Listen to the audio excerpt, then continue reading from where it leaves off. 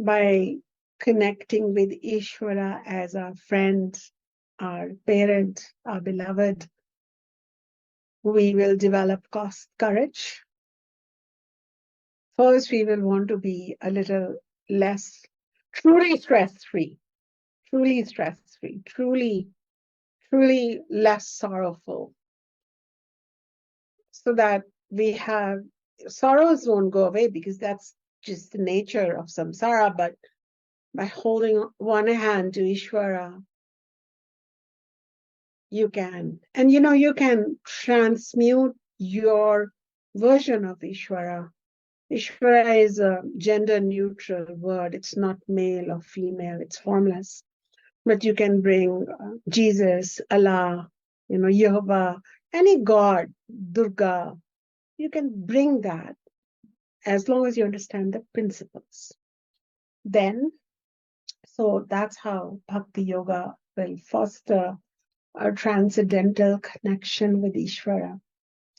And I wanted to leave you with some really happy news about connection with that great intelligence, that great power. This is a contemplation from the Upanishads, and it's so liberating.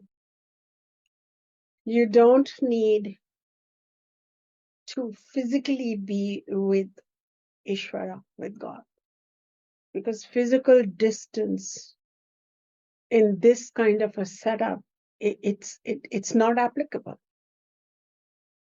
because there are millions of miles within an atom and trillions of miles outside. It's mind-boggling, the concept of time. So there is no difference of time between. So time it's not a question. You can't miss God because you were on Pacific time and God was on East Coast time.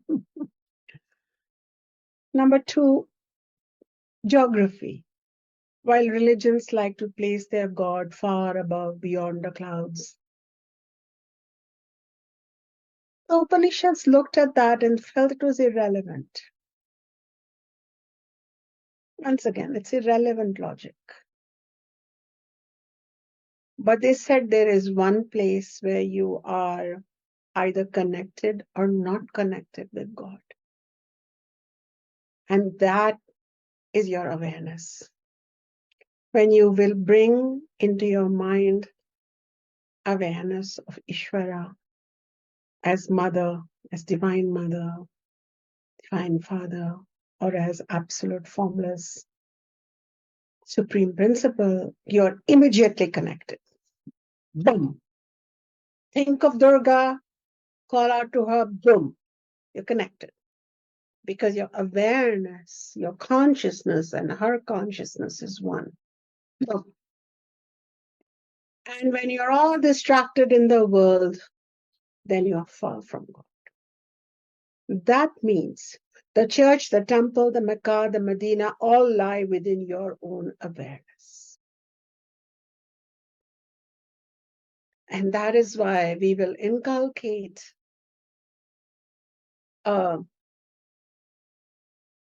awareness of God. And that is the path of Bhakti Yoga, Upasana Yoga, Karma Yoga, and Jnana Yoga. And in Jnana Yoga, we investigate the awareness itself.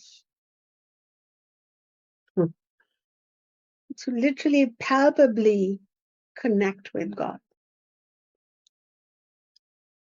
To continue learning from me, it's a good time to look at your own value system to see if you're open to a theistic yoga journey. Your version of divinity is not challenged or under stress by what I have presented. This is a Vedic platform, and I am committed to presenting the Vedic wisdom as contained in the Upanishads, the Bhagavad Gita, which is another Upanishad, but we often mention it separately just because it's so popular. And then the Vedas themselves, which means I'm talking about the early section of the Vedas, which talks about dharma, artha, kama. So then this would be a time for you to either align and move forward or not. And that's okay, because the understanding of Ishvara that I've had from the Upanishads proclaims Ekam Sat Bahuda Vadanti. There is only one truth. People understand it differently. So I respect those differences. But this train is heading very much to the station earmarked by the ancient Upanishads and their teachings of Ishvara, probably through the end of this year and beginning part of next year, we will still be exploring formally Bhakti Yoga. And then when this whole course begins again, then I'll restart Bhakti Yoga again. So that's a disclaimer for you, that you will be going through this same similar educational material twice. But I'm thinking, how lucky are you guys? You women, you other gendered, all kinds of people, because I understand that we are not all guys here. So I just corrected myself. So I open this forum for one word from you. Are you excited? Are you curious? Are you fascinated?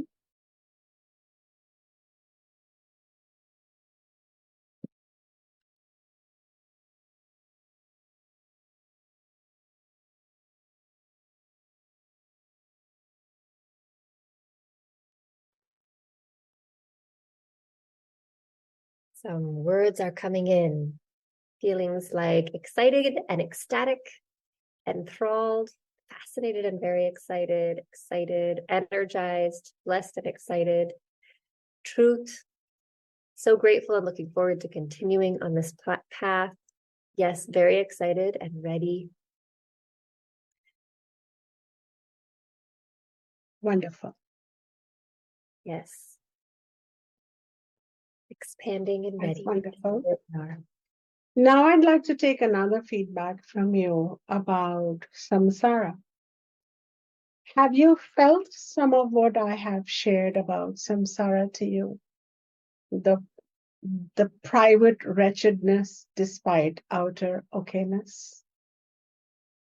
And I'm not talking about depression even. You know, it's a much deeper knowingness of the futility of everything. You can just write a yes if you felt that. Am I speaking to the universal experience, or am I giving you some stories? I want to know. There are a lot of yeses. Yeah. The next question is,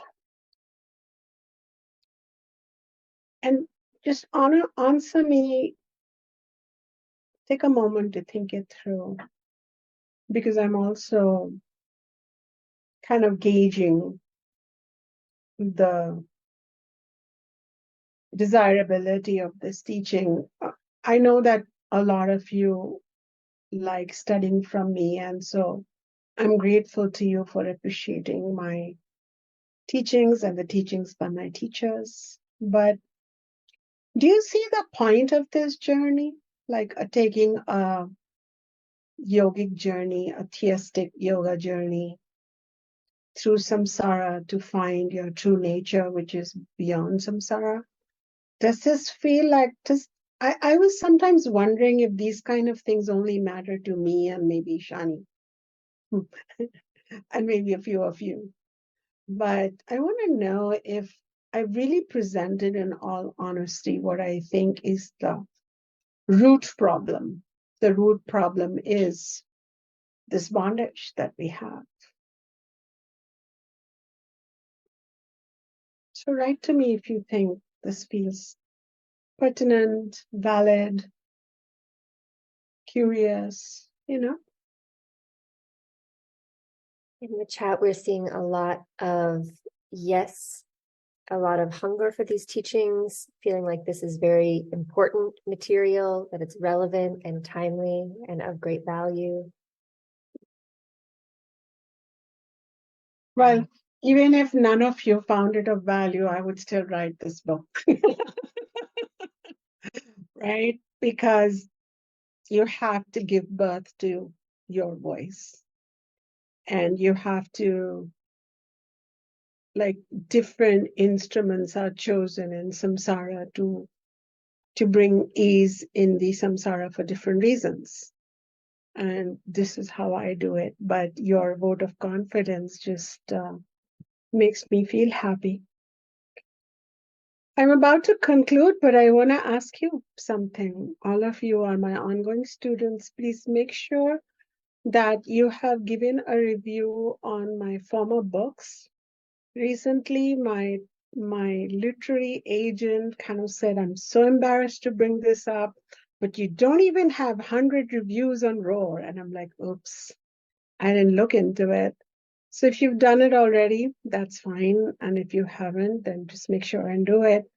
This is a requirement by my publisher. All right. So, Ishani, there are 3 root causes of why we get caught up in samsara again and again, which I believe you can bring forth for them, which you are aware of, which is avidya or maya, because of which we forget who we are. We get caught up by vasanas of the 3 kinds, well discussed in Sovereign Self. We keep chasing our mythical tail, thinking we'll find it. Just that one desire fulfillment away, and I'm there. In the meantime, we die. And those desires have the ability to create a new birth to fulfill them. So believe me, each newborn in those hospitals, these are old beings chasing their tail. Sorry I have to sound like that. It doesn't sound very nice, does it? And I'll be very happy welcoming my grandchild whenever they come in the world, but I'll know another soul entered the samsara. No. So Maya is like a spell. It's another quality of Ishvara that blinds us, metaphorically speaking. We forget who we are. We forget our fulfilled whole self within. Those who have studied the sovereign self paradigm, then you have those 9 great qualities, but you forgot them. You remembered when I told you about it because they were right there, but it needs reminding. So Maya makes you forget. You've been chasing vasanas and you continue chasing more and more. And the only way to stop chasing vasanas is to be shown the futility of chasing vasanas, because fulfillment of a vasana leads to the birth of 100 more vasanas. It's just the nature of the samsaric setup. Thirdly, the law of karma comes into operation, which I will talk more about before we actually embark upon Bhakti Yoga teachings. But the law of karma says when you die, the spark travels, and the spark travels with unfulfilled vasanas, and the unfulfilled vasanas create the situations to be born again in a womb where they can start again, racing towards the goal of fulfillment. So we want to probably become so fulfilled with knowledge and Ishvara's grace that we begin leading our lives without vasana. So some discussions are pending on Maya, Vasana, and law of karma, and these are called the 3 knots. But Ishani, perhaps you can begin some discussion on all 3 in this coming month. to understand how these three knots are tied up, because Ishvara, God,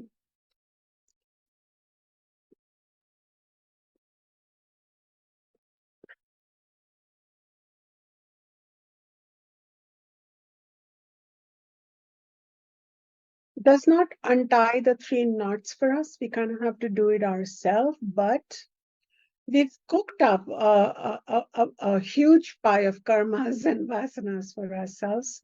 So at least the love and devotion to Ishvara will begin quietening that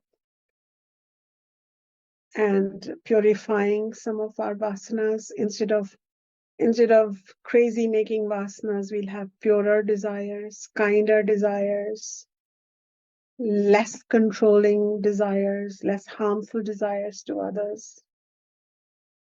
So at least in Bhakti Yoga, it starts with Karma Yoga, we purify them even more. And in Jnana Yoga, we set a match to all of this. It all ends. Because Jnana Yoga ignites, like enlightens Maya itself, the spell. We wake up from the spell.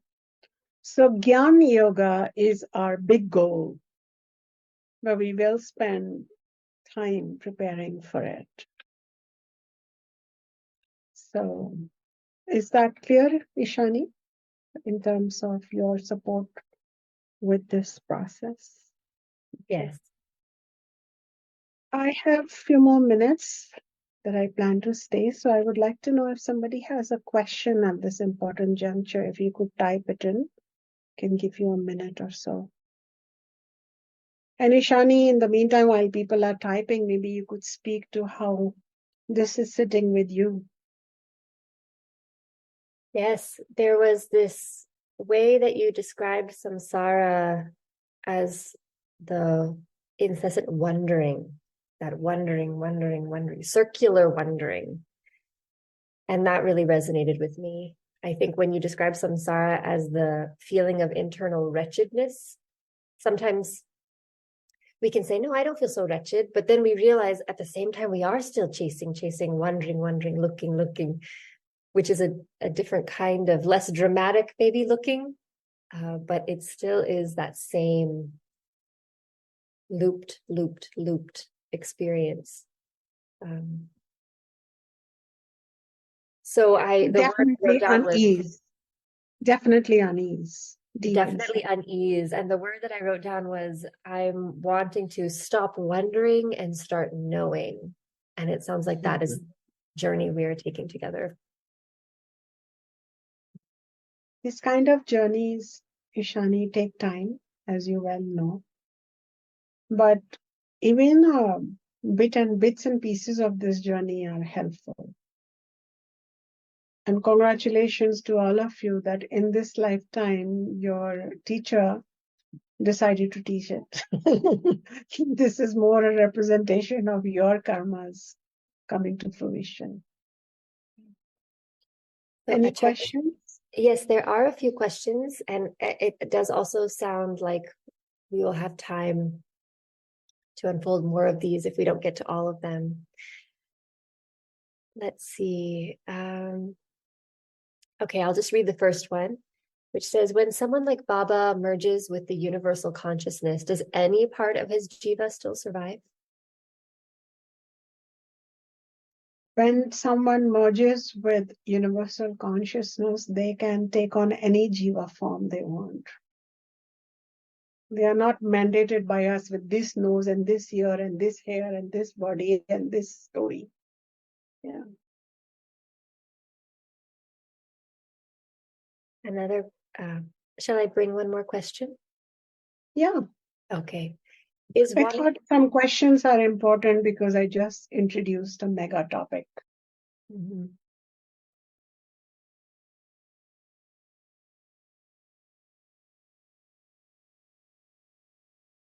The next question is wanting to know your swadharma a vasana? No, Swadharma is a Vedic topic. It is knowledge. And it's part of Karma Yoga.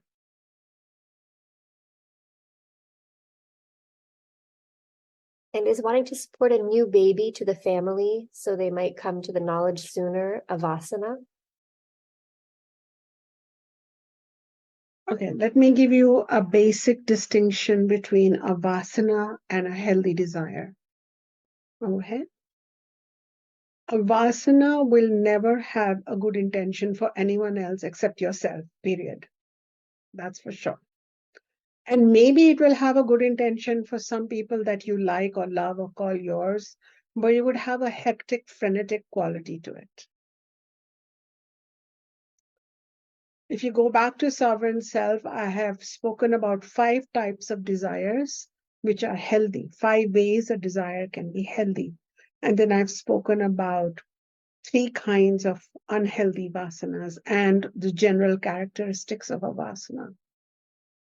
If you are able to influence a child towards the light, then it cannot be vasana. But if you kidnap the child and take it away from the mother and ensure that the child is learning your way, then that's a vasana. So there is discernment or consideration inbuilt into healthy desires. So I think you're good to go.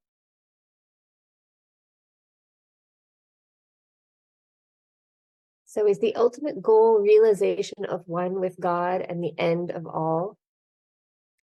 So is the ultimate goal of realization of one with God and the end of all?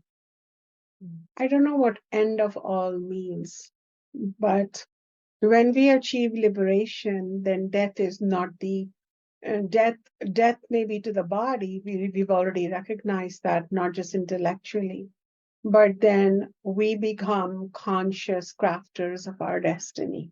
Yeah. This is a very big, magical, intelligent universe, and souls are being moved from here to there through species, through galaxies, and you'll get to have choice. The last question so far is, as Westerners, the concept of Ishvara is new and mysterious to us. I'm trying to understand it better, but it seems that Ishvara is simply, is simply our understanding and belief of what God is.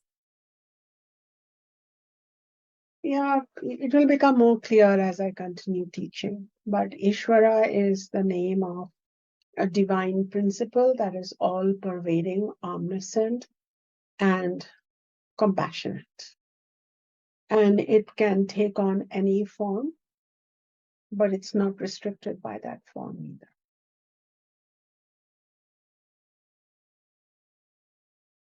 And finally, so it is its own unique understanding. So you'll have to perhaps wait for more detailed teaching to judge better.